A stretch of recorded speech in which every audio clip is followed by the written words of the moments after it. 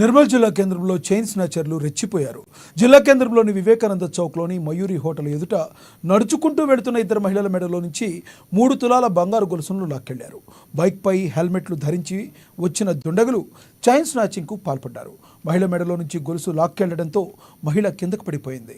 ఈ దృశ్యాలు సీసీ కెమెరాలో రికార్డు అయ్యాయి. ఈ ఘటనతో ప్రజలు ఆందోళనకు గురవుతున్నారు. కొద్దిగా